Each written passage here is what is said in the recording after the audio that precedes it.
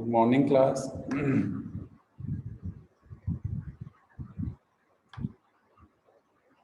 Good morning hello. Sir.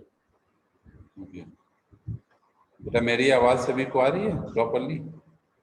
मैं Audible? Okay. सो थोड़ा और बच्चे ज्वाइन कर लें, देन वी बच्चे और ज्वाइन कर लें, then we start the discussion.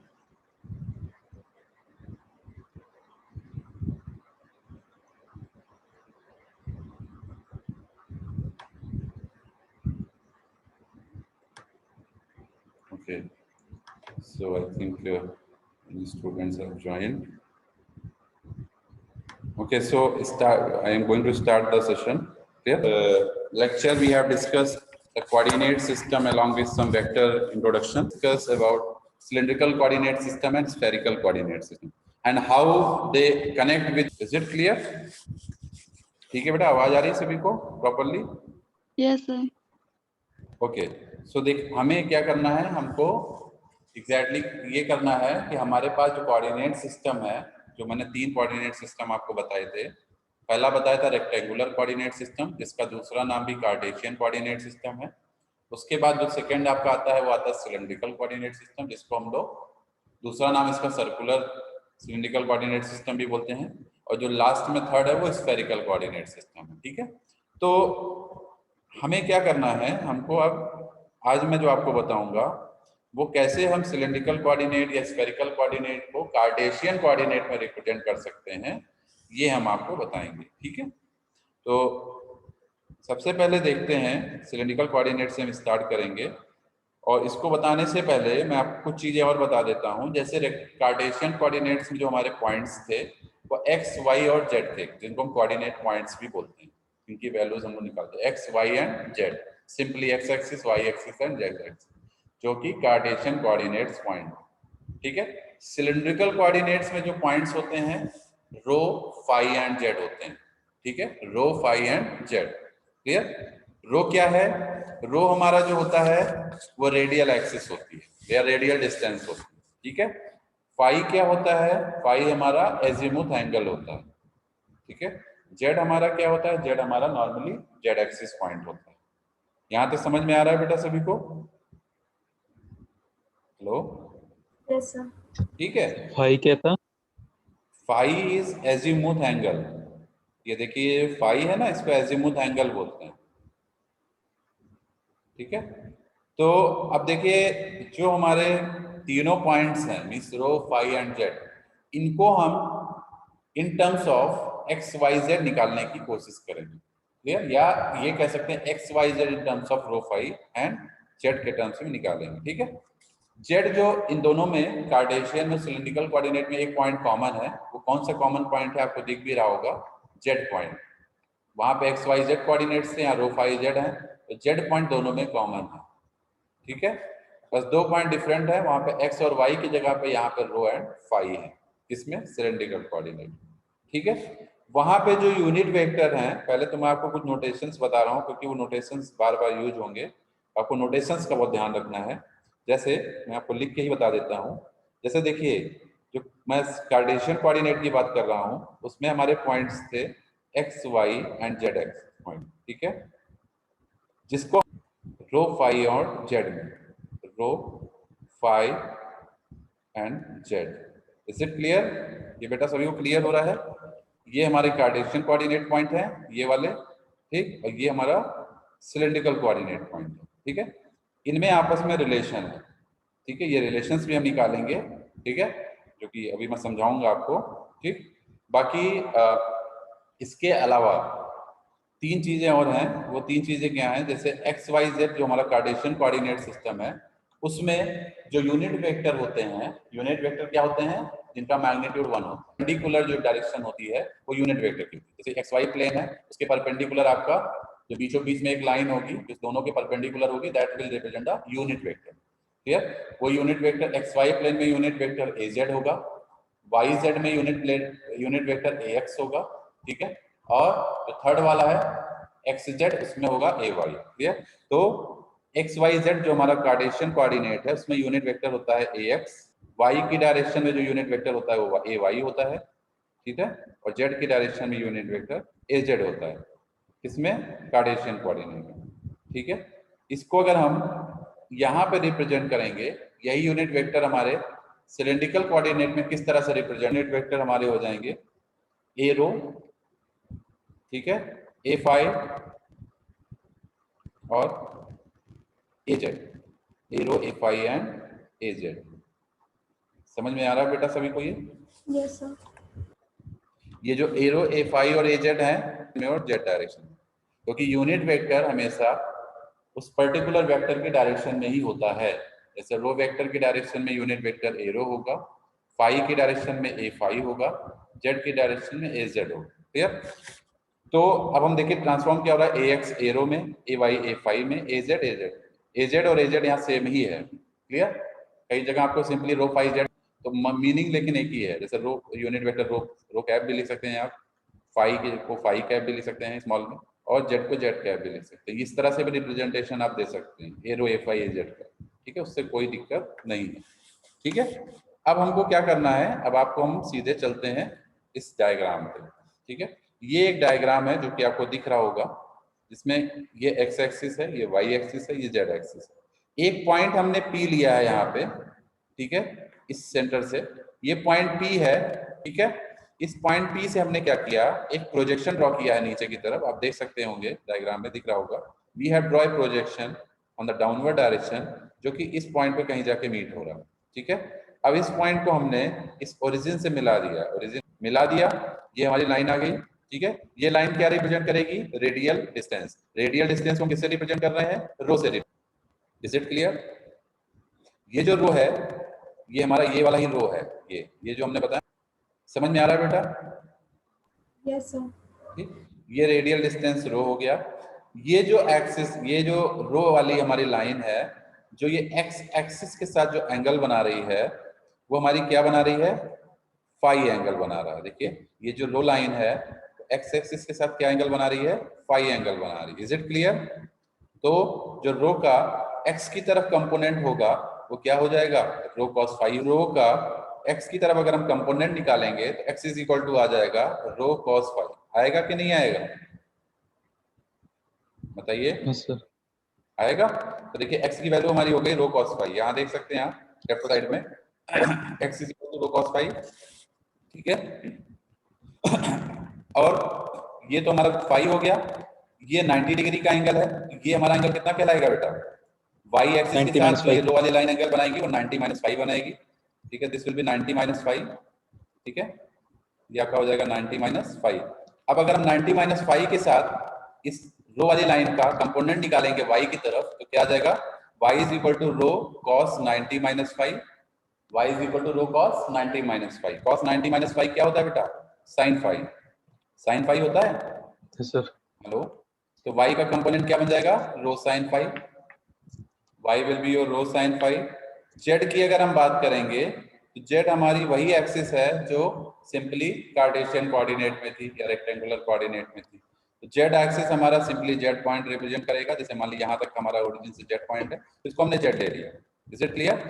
तो z is equal to z आ जाएगा। तो ये तीन पॉइंट हमारे मिल गए, कौन कौन से, रो cos five, rho sine five और z in terms of x y and z। आपका z के बराबर रहेगा।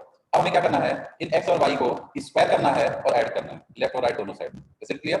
अगर आप स्क्वायर करेंगे, x स्क्वायर आ जाएगा rho square cos square phi, x square rho square cos square phi, y square rho square sine square phi. दोनों को लेफ्ट साइड में राइट साइड में ऐड कर दीजिए, तो x square plus y square left side में हो जाएगा, y हो जाएगा। रो स्क्वायर कॉमन ले लीजिए, ब्रैकेट में आएगा cos square five plus sign square five, और ये 1 होता है। ठीक है, तो सिंपली रो स्क्वायर बचेगा। क्या बचेगा बेटा, रो स्क्वायर। ठीक है, तो रो स्क्वायर बराबर आ जाएगा x square plus Y square, ये मिल जाएगा आपको। बताइए बेटा, यस सर। ये मिल जाएगा, rho is equal to under root x square plus Y square. ठीक है ना, क्लियर? ठीक है, अब हम फाई निकालते हैं। देखिए यहाँ तो रो निकला है in terms of x and Y.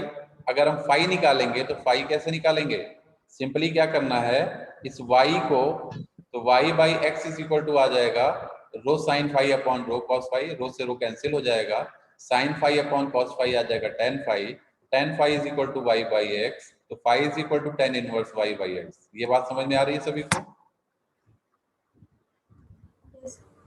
ये बेटा सभी को समझ में आ रहा है? Yes, sir.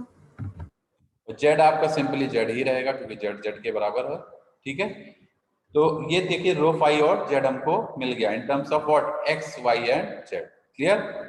ठीक है, रो की जो रेंज होती है, रो रो जिसको मैं रेडियल एक्सिस वाई होती है, जीरो से छोटा नहीं होगा, ये ध्यान रखिएगा, माइनस में नहीं जाएगी वैल्यू। ठीक है, हमेशा ये जीरो से अपर वैल्यू ही लाई करेगी, मीन्स जीरो से ग्रेटर वैल्यू ही, तो रो हमेशा जीरो टू इनफाइनाइट लाई करेगा।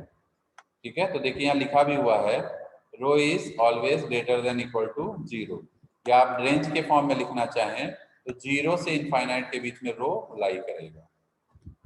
ठीक है, क्लियर?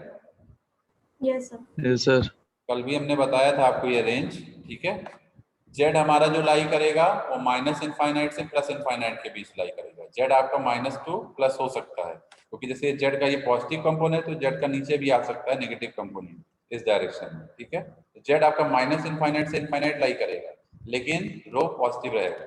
ठीक है, कल हमने फाइव भी बताया था आप लोग को, बताइए बेटा। Zero से हाँ, बताइए बताइए। पाई बेटा कहां से कहां लाई करेगा? जीरो से टू पाई लाई करेगा। कहां लाई करेगा? जीरो से टू पाई। ठीक है ना, पाई आपका जीरो से टू पाई लाई करेगा। ठीक है, जो एजिमुथ एंगल है। अब हम लोग आते हैं, ये तो हमारे रिलेशंस आ गए कार्टेशियन कोऑर्डिनेट का सिलेंड्रिकल कोऑर्डिनेट से। ठीक है, इस पर न्यूमेरिकल भी आता है तो आपको ये तीनों याद रखना पड़ेगा, rho in terms of x y, phi in terms of y x. ठीक है, तो आपको याद रखना पड़ेगा क्योंकि एक्स वाई आपको गिवन होगा, कार्टेशियन कोऑर्डिनेट में एक्स वाई जेड आपको गिवन होगा, तो पूछेगा सिलिंड्रिकल कोऑर्डिनेट्स पॉइंट फाइंड करिए। सिंपली आपको ये फॉर्मूला लगा देना है, रो का वैल्यू निकालने के लिए under root x square plus Y square, phi का निकालने के tan inverse y by x, और जेड आपका जेड के ही बराबर। Yes, sir. इसमें किसी को डाउट हो अभी तक तो पूछ सकते हैं, नहीं तो हम आगे बढ़े। आगे बढ़े बेटा। हेलो, आगे बढ़े बेटा। Yes sir. ओके, अब हम लोग आगे आते हैं तो देखिए अब हमें क्या निकालना है, लेंथ निकालना है, स्मॉल चेंज इन इंक्रीमेंटल लेंथ जिसको हम लोग बोलते हैं। ठीक है, इंक्रीमेंटल लेंथ निकालेंगे इन सिलेंड्रिकल कोऑर्डिनेट सिस्टम। ठीक, तो आप देख सकते हैं इंक्रीमेंटल लेंथ भी निकालना बहुत ईजी है, आपको बता देता हूं। जैसे आप देखिए इंक्रीमेंटल लेंथ कहाँ कहाँ निकलेगा, जो उसके पॉइंट होंगे। जैसे एक पॉइंट आपका रो है, एक फाई है और एक जेड है, तो इंक्रीमेंटल लेंथ कैसे निकालेंगे, पहले मैं रो की बात कर लेता हूँ सपोज। तो रो की तरफ इंक्रीमेंटल लेंथ निकालने के लिए रो को थोड़ा सा आगे बढ़ा दीजिए। देखिए मैं नीचे की तरफ बढ़ा रहा हूँ, आप लोग को दिख रहा होगा। ठीक है, ये जो चेंज आया रो का थोड़ा सा बढ़ाने पे, ये स्मॉल चेंज हमने इसको d rho. Is it clear? ठीक है बेटा, डी रो आ जाएगा, बताइए। Yes, sir. ठीक, अब हमको ये डी रो निकालना है, वो मतलब small change in rho direction निकालना है। तो small change in rho direction क्या हो जाएगा, सिंपली इस डी रो को हम किससे मल्टीप्लाई कर देंगे, जो इधर का यूनिट वेक्टर होगा। अभी हमने बताया था ना, unit vector particular direction unit vector lie करेगा, वो कौन सा होगा, ए रो। ठीक है, तो स्मॉल चेंज इन लेंथ आप निकालेंगे रो डायरेक्शन में तो क्या आ जाएगा, डी रो इंटू, या लेंथ वेक्टर निकालेंगे रो डायरेक्शन इंटू ए रो कैप। समझ में आ रहा है ये, बताइए।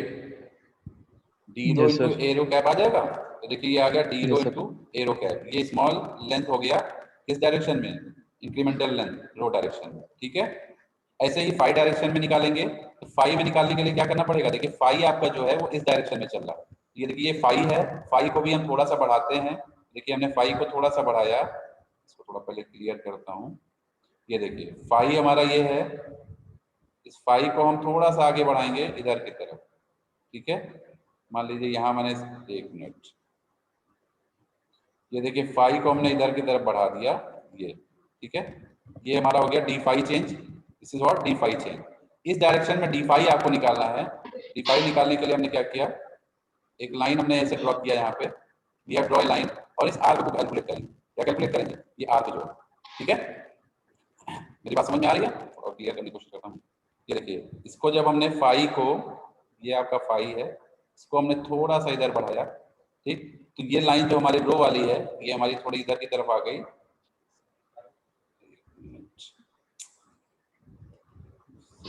करने की कोशिश करता हूँ।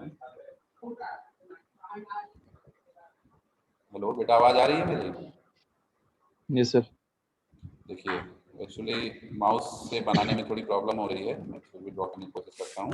ये देखिए, ये जो लाइन है जिसकी मैं बात कर रहा हूँ, ये आपका ये लाइन आ जाएगी, ठीक है, ये ठीक। ये जो चेंज है, ये चेंज हमको निकालना है, जिसको हम आर्क बोलते हैं, ठीक है। इसी से हमारा डिफाइन निकला। तो आर्क इज इक्वल टू, आप लोगों ने फॉर्मूला पढ़ा होगा, angle is equal to arc upon radius. Arc upon radius, ठीक है।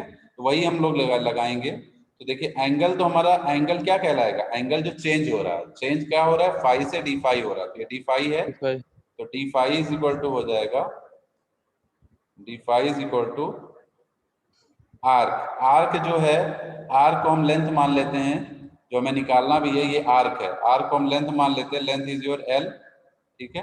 इसको एल मान लिया हमने। एल अपॉन क्या आएगा? रेडियस। रेडियस क्या है इसकी? आर, ये रेडियस रो है ना, इसको हम लोगों ने रो बोला था, रो है, तो एल अपॉन रो आ जाएगा, ठीक है। एल इज इक्वल टू क्या आ जाएगा? रो डी फाई आ जाएगा बेटा। L is equal to rho d phi. Hello बताइए। Yes sir. Yes. एल की वैल्यू आ जाएगी Yes, rho sir. D phi. तो देखिए फाई की डायरेक्शन में जो हमारा इंक्रीमेंटल चेंज लेंथ होगा वो क्या होगा? रो डी फाई। और इसको किससे मल्टीप्लाई करना पड़ेगा? इसकी डायरेक्शन का यूनिट वेक्टर। इसकी डायरेक्शन का यूनिट वेक्टर क्या होगा? ए फाई। इसकी डायरेक्शन का यूनिट वेक्टर ए फाई, ठीक है। इसको हमने ए फाई से मल्टीप्लाई कर दिया, तो ये हो गया रो डी फाई ए फाई। यही लिखा हुआ है यहाँ पे, ये देखिए, रो डी फाई ए फाई। समझ में आ रहा है? समझ में आ गया बेटा? बताइए। Yes sir. ठीक है, तो एक तो हमें ये मिल गया, पहला वाला जो कंपोनेंट है वो डी रो हो गया, दूसरा वाला रो डी फाई हो गया। अब जेड वाला कंपोनेंट निकालेंगे। तो जेड वाले में क्या है? सिंपली जेड वाले कंपोनेंट में तो कोई दिक्कत ही नहीं, जेड की डायरेक्शन में आप इंक्रीमेंटल लेंथ निकालेंगे, तो जेड आपका जेड एक्सिस की तरफ ही आप जा सकते हैं। तो देखिए जेड एक्सिस है, जेड की तरफ अगर हम ये यहाँ तक मान लीजिए जेड है हमारा, सपोज, ठीक है। अब इसमें हमने थोड़ा सा बढ़ा लिया, यहाँ तक चले गए, ये आपका हो गया डी जेड, ठीक है। ये इंक्रीमेंटल लेंथ क्या हो जाएगा? D Z multiplied with this unit vector. इसकी डायरेक्शन में यूनिट वेक्टर क्या होगा? ए जेड कैप। क्या होगा बेटा? ए जेड कैप। तो डी जेड इंटू ए जेड कैप हमारा आ गया इसकी डायरेक्शन में यूनिट वेक्टर। अब तीनों को ऐड कर दीजिए, इसको इसको इसको तीनों को हमने ऐड कर दिया, तो हमें कंप्लीट चेंज इन लेंथ मिल गया in cylindrical coordinate system. Are you getting my point? D rho a rho cap plus rho d phi a phi cap plus d z a z cap. ये समझ में आ गया सभी को? Yes, sir. ठीक है। अब हमको एरिया निकालना, अभी हमने लेंथ वेक्टर निकाला है, अब हमको एरिया वेक्टर निकालना है। एरिया आपको निकालने का सबसे आसान तरीका मैं बता दे रहा हूं, इसको आपको माइंड में रखना है, ठीक है। बस आप पे कभी गलत नहीं होगा। किसी भी कोऑर्डिनेट्स में, चाहे स्फेरिकल हो चाहे आपका सर्कुलर हो, कोई भी कोऑर्डिनेट हो, एरिया निकालने का बहुत सिंपल तरीका, अगर आपने लेंथ वेक्टर आपने निकाल लिया, लेंथ वेक्टर मतलब ए रो कंपोनेंट का magnitude D rho, a phi का लेंथ मैग्नीट्यूड रो डी फाई, ए जेड का कंपोनेंट डी जेड, ये आपका अगर आ गया तो आपको सिंपली एरिया निकालने में या वॉल्यूम निकालने में कोई दिक्कत नहीं होनी। तो एरिया निकालने के क्या करना चाहिए? दो साइड से मल्टीप्लाई करना है, ठीक है। दो साइड वेक्टर्स को मल्टीप्लाई, यही तो करते हैं एरिया निकालने के लिए, ठीक है। तो जिस प्लेन को भी आप कंसीडर कर रहे हैं, उस प्लेन के रिगार्डिंग जो साइड्स होंगे उनको मल्टीप्लाई कर दीजिए, तो एरिया आ जाएगा, ठीक है। तो जैसे हम बात करें अगर, अब ये आपको कैसे देखना है कि कौन सी किसको मल्टीप्लाई करेंगे, यही मैं आपको बताने जा रहा हूँ, यही आपको ध्यान रखना है, ठीक है। जैसे मान लीजिए अगर हम बात करें जेड प्लेन की, पहले हम जेड प्लेन की बात कर लेते हैं। जिस प्लेन की आप बात करेंगे उस प्लेन के कंपोनेंट को नहीं लेंगे। मेरी बात समझ में आ रही है? बहुत सिंपल सा फंडा बता रहा हूँ। जिस प्लेन की हम बात करेंगे उस प्लेन के कंपोनेंट को हम कंसीडर नहीं करेंगे। तो चूंकि हम जेड प्लेन के लिए एरिया निकाल रहे हैं, तो जेड प्लेन के कंपोनेंट को कंसीडर नहीं करेंगे। तो जेड प्लेन का कंपोनेंट क्या है? D Z. डी जेड को हम कंसीडर नहीं करेंगे, हम किसके कंपोनेंट को कंसीडर करेंगे? रो और फाई के कंपोनेंट को, मींस ए रो और ए फाई कंपोनेंट, ठीक है। तो ए रो और ए फाई का कंपोनेंट क्या है? डी रो और रो डी फाई। तो डी रो को रो डी फाई से मल्टीप्लाई करेंगे तो क्या आ जाएगा? रो डी फाई, रो डी फाई। ये क्या हो गया? जेड प्लेन का एरिया हो गया। ये समझ में आ रहा है बेटा? Yes, sir. बिल्कुल सिंपल है, कोई दिमाग नहीं लगाना। जिस प्लेन के रिगार्डिंग आप एरिया निकाल रहे हैं उस प्लेन के कंपोनेंट को कहीं कंसीडर नहीं करेंगे उसमें। उसके अलावा जो दो हैं उन्हीं को आप मल्टीप्लाई कर दीजिए, ठीक है। ठीक है। ऐसे ही रो प्लेन का अगर निकालना है तो ये रो वाला कंसीडर मत करिए, इसको कंसीडर कर लीजिए, फाई और जेड वाले कंपोनेंट। ठीक है, फाई का कंपोनेंट क्या है, रो डी फाई, जेड का कंपोनेंट है डी जेड, तो दोनों को मल्टीप्लाई कर दीजिए, रो डी फाई डी जेड, तो किसका एरिया आ जाएगा, रो प्लेन का। ये देखिए दिख रहा है रो डी फाई डी जेड, बताइए बेटा। हेलो, समझ में आ रहा है? Yes sir. Yes, sir. Yes sir. ऐसे ही फाई प्लेन की बात करेंगे तो फाई प्लेन निकालने के लिए फाई वाले कंपोनेंट को मत लीजिए, रो और जेड वाले को ले लीजिए। रो है डी रो और जेड का डी जेड है, तो डी रो डी जेड आ जाएगा फाई प्लेन का एरिया। ठीक है, तो ये बहुत सिंपल है, बस आपको लेंथ पॉइंट निकालने पड़ेंगे। लेंथ मतलब कौन सा, ये जो सिंपल रो की तरफ कोऑर्डिनेट पॉइंट डी रो की तरफ जो स्मॉल चेंज है वो डी रो, फाई का कंपोनेंट रो डी फाई और जेड का कंपोनेंट डी जेड, ये आपको निकालना पड़ेगा। ये आपको कैसे निकालना है वो भी मैंने आपको बताया था इस डायग्राम से। ठीक है, ये निकाल लेंगे तो एरिया सिंपली निकल आएगा। जब आपको कंपोनेंट पता चल जाएंगे उस पर्टिकुलर यूनिट वेक्टर के डायरेक्शन में, सिंपल है, आपको कुछ नहीं बचा। वॉल्यूम निकालने के लिए सिंपली आपको पता है क्यूब का वॉल्यूम क्या होता है, क्यूब का volume a to b to c होता है, तीनों साइड्स को मल्टीप्लाई कर दीजिए, तो सिंपली मल्टीप्लाई कर देंगे, डी रो डी फाई और डी जेड, तीनों को मल्टीप्लाई कर दीजिए तो सिंपली आपका वॉल्यूम आ जाएगा, rho d phi d z. Is it clear? कोई डाउट इसमें किसी को बेटा? No, sir. सिलेंड्रिकल कोऑर्डिनेट का कार्टेशियन कोऑर्डिनेट से रिलेशन समझ में आ गया, लेंथ वेक्टर, एरिया, वॉल्यूम, ये समझ में आ गया सभी को। इसमें किसी को कोई दिक्कत हो तो पूछ सकते हैं, नहीं तो मैं अगले कोऑर्डिनेट की तरफ बढ़ूं। ठीक है, आई थिंक सभी को समझ में आ गया है। तो now we move to the spherical coordinate system. ये देखिए नेक्स्ट हमारा जो है वो स्फेरिकल कोऑर्डिनेट सिस्टम। ये डायग्राम सभी को दिख रहा है बेटा? This diagram is okay. Spherical coordinates में ये डायग्राम आपको लगभग सेम जैसा दिख रहा होगा। ठीक है, डायग्राम को हमने एक ही रखा हुआ है। ठीक है, इससे आपको समझने में थोड़ी आसानी हो रिलेट करने, क्योंकि ऐसे डायग्राम यहाँ पे भी सेम क्यों है, क्योंकि हम उसको कार्टेशियन कोऑर्डिनेट से कनेक्ट कर रहे हैं। नहीं आ रही है आपकी। क्योंकि स्फेरिकल कोऑर्डिनेट हो चाहे सिलेंड्रिकल कोऑर्डिनेट हो, दोनों को हम किससे कनेक्ट कर रहे हैं, कार्टेशियन कोऑर्डिनेट। कार्टेशियन कोऑर्डिनेट में simple X Y Z axis होती है, इसलिए डायग्राम आपको वही है सेम। ठीक है, यहाँ पे भी हम क्या कर रहे हैं, स्फेरिकल कोऑर्डिनेट के लिए भी, स्फेरिकल कोऑर्डिनेट में जो पॉइंट्स होते हैं, कोऑर्डिनेट पॉइंट, वो आर थीटा और फाई होते हैं। क्या होते हैं, R theta and phi. Points आपको जरूर माइंड में याद रखना है, नहीं तो सारे चीज गड़बड़ हो जाएगा। जैसे मैंने आपको बताया था कार्टेशियन के एक्स वाई जेड होते हैं, सिलेंड्रिकल के रो फाई जेड होते हैं, और स्फेरिकल में कौन से होते हैं, R theta and phi. Clear, R theta and phi. अब इसको आपको ये समझना है, फिर से मैं बता दे रहा हूं, अब हमें एक्स वाई जेड को आर थीटा फाई के टर्म में देखना है। कैसे देखना है, एक्स वाई जेड को आर थीटा एंड फाई के टर्म में देखना है। एग्जैक्टली सिलेंड्रिकल, जैसे मैं आपको एक मिनट लिख के बता दे रहा हूँ। देखिए अब हमारे पॉइंट्स क्या हो गए हैं, देखिए कार्टेशियन में था एक्स वाई जेड, ठीक है, यहाँ पे सिलेंड्रिकल में हम लोग गए तो रो फाई जेड हो गया। ठीक है, यहाँ आए तो हमारा हो गया आर, आर रिप्रेजेंट करेगा, ध्यान रखिए, एक्स रो आर। ठीक है, आर हो गया, आगे बाद थीटा आएगा, थीटा कहाँ पे जाएगा बेटा, आवाज नहीं आ रही है। हेलो हेलो, आवाज नहीं आ रही है। आर फाई, आवाज नहीं आ रही सर। ठीक है, फाई और फाई। अब आपको बताता हूँ सिलेंड्रिकल कोऑर्डिनेट और स्फेरिकल कोऑर्डिनेट में कौन से पॉइंट कॉमन है, क्या बताएंगे आप? आवाज नहीं आ रही सर। आवाज नहीं आ रही है, अच्छा नहीं सर, खड़ा रही है। एक मिनट बेटा, एक मिनट देखता हूँ।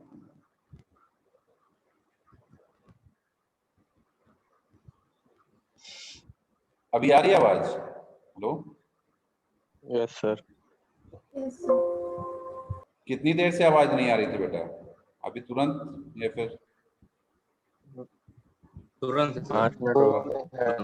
अच्छा अच्छा, तो ये देखिए, ये मैं क्या बता रहा था, ये कार्टेशियन कोऑर्डिनेट्स के पॉइंट एक्स वाई जेड थे। ठीक है, रो फाई जेड हमारा सिलेंड्रिकल कोऑर्डिनेट पॉइंट हो गया, आर फाई थीटा हमारा स्फेरिकल कोऑर्डिनेट पॉइंट हो गया। अब देखिए अगर हम बात करें सिलेंड्रिकल और स्फेरिकल में कौन से पॉइंट हमारे कॉमन है, आप बता सकते हैं सिंपली फाई कॉमन। ठीक है, कार्टेशियन और सिलेंड्रिकल में कौन से पॉइंट कॉमन थे, जेड पॉइंट कॉमन था। ठीक है, तो इस तरह से आपको माइंड में रखना है। ठीक है, अब हमें यही चीज करनी है कि आर थीटा फाई को हमको एक्स वाई जेड के टर्म में देखना है। किस टर्म में, एक्स वाई जेड के। अभी जैसे रो फाई जेड को हमने एक्स वाई जेड के टर्म में निकाला था, आर थीटा फाई को हम एक्स वाई जेड के टर्म में देखते हैं। कैसे निकालेंगे, देखिए ये देखिए आपका ये आर है। फिर से हमने यहाँ पे क्या किया है, ये एक्स वाई जेड एक्सिस है, एक पॉइंट हमने पी लिया है। इस पी पॉइंट पे हम क्या कर रहे हैं, प्रोजेक्शन निकालेंगे। इस पी पॉइंट पे हमारा जो पॉइंट आर थीटा फाई है, इसका हमने प्रोजेक्शन ले लिया नीचे की तरफ। देखिए प्रोजेक्शन हमने नीचे की तरफ ड्रॉ किया। This P point projection is falling over here, यहाँ पे आ गया ये प्रोजेक्शन। ठीक है, इस प्रोजेक्शन पॉइंट को हमने इससे यहाँ से मीट कर लिया। ये लाइन हमारी आ गई, देख सकते हैं आप लोग। ये पी पॉइंट का प्रोजेक्शन पॉइंट है। ठीक है, ये वाला जो पॉइंट है ये पी का प्रोजेक्शन। ठीक, अब देखिए ये जो हमारी एक्सिस है, इसको हम रेडियल एक्सिस भी बोल रहे हैं, ये आर है। ये हमारा क्या है, आर। ये आर हो गया जो पी पॉइंट को इस ओरिजिन से मीट कर रहा है।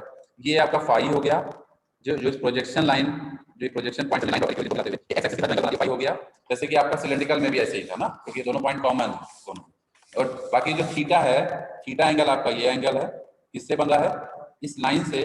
ये जो आर वाली लाइन है, इसका जेड एक्सिस से जो एंगल बन रहा है वो थीटा एंगल। ये समझ में आ गया सभी को? ठीक है, अब हम देखिए अगर हम x निकालें, x कैसे निकालेंगे? x निकालने के लिए बहुत सिंपल है, x y z तीनों कंपोनेंट निकालने हैं इस डायग्राम से। कैसे निकालेंगे? x हमारा कहाँ लाई कर रहा है बेटा, यहाँ लाई कर रहा है। ठीक है, दिस इज योर x। सभी को समझ में आ रहा होगा, यही तो है x, बताइए। हेलो हेलो, आवाज आ रही, आवाज आ रही बेटा? ठीक है, अटेंडेंस सभी लोग अपनी अटेंडेंस भी मार्क, सभी लोग अपनी अटेंडेंस भी मार्क कर दीजिएगा। और बाकी अभी मैं अटेंडेंस आपकी लूंगा, ठीक है? क्योंकि जब आप दोबारा भी ज्वाइन करेंगे, सेशन ओवर हो जाएगा 5 मिनट में, आप दोबारा सभी लोग ज्वाइन करेंगे, then I will take your attendance. Clear? बाकी आप लोग चैट बॉक्स में अटेंडेंस मार्क कर रहा हूँ। एक्स कंपोनेंट निकालना, एक्स इज इक्वल टू, पहली बात तो देखिए ये थीटा एंगल से हमारा यहाँ पे जो जेड की तरफ कंपोनेंट जा रहा है वो आर कॉस थीटा आ रहा है। इस थीटा का अगर आप प्रोजेक्ट इधर की तरफ देखें कंपोनेंट, तो वाई की तरफ हमारा जो इधर की तरफ कंपोनेंट आएगा वो क्या आएगा बेटा, बताएगा कोई? Hello, R sin theta. जी सर, बताइए। किसकी ओर सर? Sir, R sin कोई theta. मेरा क्वेश्चन ये है, अभी आवाज आ रही है सभी को? जी सर, थोड़ा सा फ्लक्चुएट कर दिया बस। थोड़ा बेटा नेट इश्यू हो सकता है। मैं ये कह रहा हूं, ये जो आर कंपोनेंट है इसको हमें एक्स की तरफ दिखाना है। एक्स की तरफ इसका आर का मैग्नीट्यूड क्या आएगा इन टर्म्स ऑफ थीटा? सर इसका आर साइन थीटा आएगा सर थीटा के टर्म्स, क्योंकि देखिए यहाँ तो थीटा एंगल बन रहा है, ये तो थीटा एंगल बना रहा है इधर से, लेकिन यहाँ से तो नहीं बनेगा ना थीटा एंगल एक्स एक्सिस से। तो इस आर का जो रिफ्लेक्शन एक्स की तरफ आएगा वो आर साइन थीटा आएगा, आएगा? Yes sir. तो ये देखिए आर साइन थीटा हो गया। तो वो तो एक्स वाई प्लेन में लाई करेगा ना? कौन सा सर? आर साइन थीटा तो एक्स वाई प्लेन में लाई करेगा। हाँ, प्लेन आपका इधर ही है, तो हम एक्स की तरफ ही तो कंपोनेंट निकाल रहे हैं इसका। Actually we are taking the component along X direction. किसका? इस आर का। आर जो है ना, ये आर देखिए यहाँ से जेड से तो डायरेक्ट थीटा एंगल से अटैच है, लेकिन एक्स के साथ वो डायरेक्टली अटैच्ड नहीं है। फाई के, ठीक है, हाँ फाई तो बना ही रहा है बेटा, फाई की तो बात अभी हम करेंगे, फाई की भी बात करेंगे, लेकिन जो थीटा है वो थीटा डायरेक्टली तो अटैच्ड है नहीं, डायरेक्टली तो एंगल बना नहीं रहा है, तो साइन के फॉर्म में आ जाएगा, क्योंकि अगर डायरेक्ट एंगल बना दो तो कॉस के फॉर्म में आ जाता है। ठीक है, डायरेक्ट एंगल वो जेड से बना रहा है, एक्स से नहीं बना रहा है। ठीक है, तो एक्स का कंपोनेंट हो जाएगा इसका आर साइन थीटा। ठीक है, और फाई की अगर हम बात करें तो यही आर कंपोनेंट, ये जो फाई जो एंगल बना रहा है यहाँ पे, ये देख सकते हैं आप लोग, ये फाई एंगल हमारा जो बना रहा है ये क्या हो जाएगा, कॉस फाई। ये देखिए सिंपली कॉस फाई आ गया। ठीक है, तो पूरा कंपोनेंट हो जाएगा एक्स का R sine theta cos phi. Is it clear? R component का थीटा और फाई से अगर हम देखेंगे तो R sine theta cos phi, ये हमारा आ गया एक्स कंपोनेंट। वाई की बात करते हैं अब हम लोग, वाई की देखेंगे तो ये वाई है। ठीक है, वाई में देखेंगे ये देखिए ये थीटा एंगल है, इस आर का यहाँ से थीटा है, और इसके बीच में 90 डिग्री एंगल है पूरा एक्स और वाई के बीच में। तो ये वाला जो कितना बचेगा बेटा आपका, ये बचेगा 90 minus theta. Is it clear? Yes sir. ये बचेगा 90 माइनस थीटा। अब आप अगर देखेंगे तो y का इस r से जो कंपोनेंट होगा वो क्या हो जाएगा, y is equal to R cos 90 minus theta. cos 90 minus theta is sine theta, तो हो जाएगा r साइन थीटा। ये देखिए y का कंपोनेंट हो गया r साइन थीटा। क्लियर? यहाँ देखिए r साइन थीटा आ रहा है। अब फाई की बात करते हैं, तो देखिए यहाँ पे फाई x के साथ कंपोनेंट बना रहा था, फाई यहाँ अटैच था, लेकिन यहाँ पे अगर आप बात करेंगे तो यहाँ तो फाई अटैच है नहीं, यहाँ पे क्या हो जाएगा 90 माइनस फाई होगा। होगा? बताइए बेटा। Yes sir. ये आपका 90 माइनस फाइव हो जाएगा। तो अगर ये 90 माइनस फाइव है तो आप देख सकते हैं y का कंपोनेंट इस फाइव की तरफ देखेंगे तो यहाँ पे क्या आएगा, cos 90 माइनस फाइव होगा। ये cos 90 माइनस फाइव क्या हो जाएगा, साइन फाइव। साइन। देखिए साइन फाइव आ गया, तो y कंपोनेंट आपका मिल गया r sign theta sign five. ये समझ में आ रहा है बेटा आपको? यस सर आ रहा है। Yes, sir. ठीक है। z कंपोनेंट की बात करेंगे तो z का तो बहुत सिंपल है। z एक्सिस जो है इस r वाले से सीधे थीटा एंगल पे अटैच है, कि r cos थीटा कंपोनेंट लेके जा रहा है। देखिए z आपका सिंपली क्या हो जाएगा, r cos थीटा। z आपका r cos थीटा हो गया। तो x y z in terms of r theta phi समझ में आ गया? Yes sir. ठीक है। तो देखिए रटने की बहुत जरूरत नहीं पड़ेगी अगर आपको कोऑर्डिनेट समझ में आ जाएंगे। ठीक है। और बाकी तो हर बार आप कोऑर्डिनेट्स ड्रॉ करेंगे, अगर न्यूमेरिकल आएगा तो आपको सिंपली क्या फॉर्मूले याद रखने हैं, ये सब आपको याद रखना पड़ेगा। एक्स का आर थीटा फाई के टर्म में क्या रिलेशन, सिंपली आपकी जुबान पे होना चाहिए। X is equal to R sine theta cos phi, Y is equal to R sine theta sine phi. ये जब आप बार बार इसके न्यूमेरिकल्स करेंगे तो आपको ये याद हो जाएगा। ठीक है ना? तो ये याद होना भी चाहिए, क्योंकि अगर न्यूमेरिकल आएगा तो आप डिराइव नहीं करने बैठोगे, आप कोऑर्डिनेट्स ड्रॉ नहीं करोगे। मेरी बात समझ में आ रही सभी को? Yes sir. Yes, sir. ठीक है। तो ये याद भी होना चाहिए। बाकी मैं तो आपको बता ही रहा हूँ कि कैसे कैसे ये आ रहा है, मैं बाकी इसको आपको लर्न भी रखना है। ठीक है, क्योंकि क्वेश्चंस आएंगे तो आप पहले कोऑर्डिनेट्स तो बनाएंगे नहीं, कि कोऑर्डिनेट बना के फिर हम उसको एक्स वाई जेड निकालें। Is it clear? Yes, sir. हाँ, तो ये चीज आपको ध्यान रखना है। तो एक्स वाई जेड आ गया। अब अगर आपको क्या करना है, आर निकालना है, सिंपल आर थीटा फाई निकाला। अभी ये तो हम X Y Z in terms of R theta phi है। अब हम R theta phi in terms of x Y Z निकालना चाहें तो कैसे आएगा? ठीक है, तो सिंपली क्या करिए, स्क्वायर करके एक्स इस तीनों को स्क्वायर करिए और ऐड कर दीजिए। मीन्स एक्स स्क्वायर करिए, वाई स्क्वायर करिए, जेड स्क्वायर करिए, फिर तीनों को ऐड कर दीजिए। एक्स स्क्वायर हो जाएगा R square sine square theta cos square phi, Y square हो जाएगा R square sine square theta sine square phi, Z square हो जाएगा R square cos square theta. तीनों को ऐड कर दीजिए, लेफ्ट को लेफ्ट में, राइट को राइट में। तो लेफ्ट वाले ऐड करेंगे तो simply X square plus Y square plus Z square हो जाएगा। और राइट साइड में जब आप ऐड करेंगे तो आपको ये देखने को मिलेगा कि आपके sine square theta plus cos square theta term बन रहे होंगे, sine square phi plus cos square phi term बन रहे होंगे। कैसे? जब आप आर स्क्वायर कॉमन ले रहे होंगे। मेरी बात समझ में आ रही है? Yes sir. तो सिंपल ये आपका आर स्क्वायर बन जाएगा।